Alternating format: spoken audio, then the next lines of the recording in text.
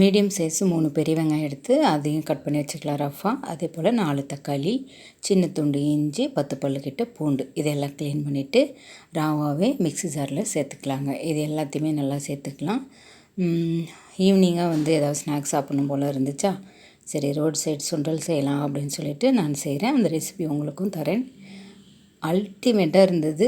நீங்களும் ட்ரை பண்ணி பாருங்கள். ரொம்பவே அருமையாக இருந்தது. இது எல்லாத்தையுமே அரைக்கணும். அது கூடவே கொஞ்சமாக கொத்தமல்லி தழை சேர்த்து இந்தளவுக்கு நல்லா ஃபைனாக அரைச்சிருங்க. அதுக்கப்புறம் வானலில் 2 ஸ்பூன் எண்ணெய் சேர்த்து அது கூடவே இந்த மசாலாவையும் போட்டுக்கலாம். மசாலா நல்லா பச்சை வாசனை போகிற அளவுக்கு ஒரு 2 நிமிஷம் வதக்குங்க. ஃபஸ்ட்டு இதை வதக்கிட்டு அதுக்கப்புறம் மசாலா சேர்த்தோம் அப்படின்னா நல்லாயிருக்கும், டேஸ்ட்டாக இருக்கும்.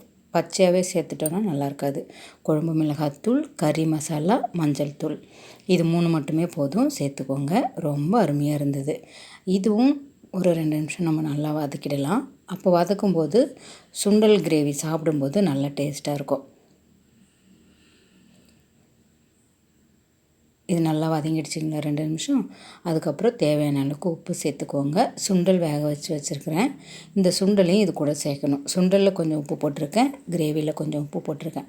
அப்புறம் சுண்டல் வேக வச்ச தண்ணி இது கூட சேர்த்துட்டு சுண்டலையும் சேர்த்துலாம். கொஞ்சமாக சுண்டல் தண்ணி சேர்த்து மிக்சியில் அரைச்சிக்கலாம். ஒன்றும் பாதியமாக அரைச்சிக்கலாம். கொஞ்சம் நம்ம கிரேவி திக்காக கிடைக்கும், அதுக்காக தான். இந்த அளவுக்கு அரைச்சாலே போதும், ரொம்ப பேஸ்ட்டாக வேண்டாம். இதையும் சேர்த்துடலாம். சேர்த்துட்டு கிரேவி நல்லா ஒன்றா சேர்ந்து வர மாதிரி கிளறி கொடுத்துட்டு 2-3 நிமிஷம் நல்லா கொதிக்க வச்சு எடுத்துக்கலாங்க. பார்த்தாலே தெரியும் சூப்பராக ரெடி ஆகிடுச்சு ரோட் சைடு சுண்டல் கிரேவி. இது நமக்கு சாப்பிடும்போது நல்லா வயிறு ஃபில்லிங்காக தான் இருக்கும். ஈவினிங்கில் சாப்பிட்டு ஒரு டீ குடித்தோம் அப்படின்னா சும்மா ஜம்முன்னு இருக்கும். அவ்வளோதான், நல்லா ரெடி ஆகிடுச்சு. கொஞ்சமாக கொத்தமல்லி தழை தூவி ஸ்டவ் ஆஃப் பண்ணிடலாம்.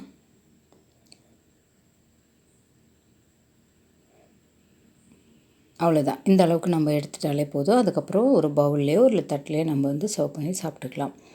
ரொம்பவே அருமையாக இருந்தது அப்படின்னு சொல்லிட்டு எங்கள் வீட்டுக்கார் ஹேண்ட் ஷேக்லாம் கொடுத்து சூப்பராக இருக்குன்னு சொன்னார்.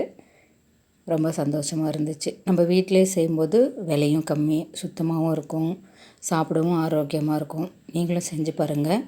இதே மாதிரியே செய்யுங்க, ரொம்ப அருமையாகவே இருந்தது. அதுக்கப்புறம் கிரேவி மேலே கொஞ்சமாக ஆனியன், கொத்தமல்லி தழை, கார்ன் சிப்ஸ் போடலாம், இல்லைனா ஓம் பொடி கூட போட்டுக்கலாம். நான் இன்றைக்கி கார்ன் சிப்ஸ் போட்டிருந்தேன். ரொம்ப அருமையாக வந்தது. நீங்களும் ட்ரை பண்ணி பாருங்கள், என்ஜாய் பண்ணுங்கள்.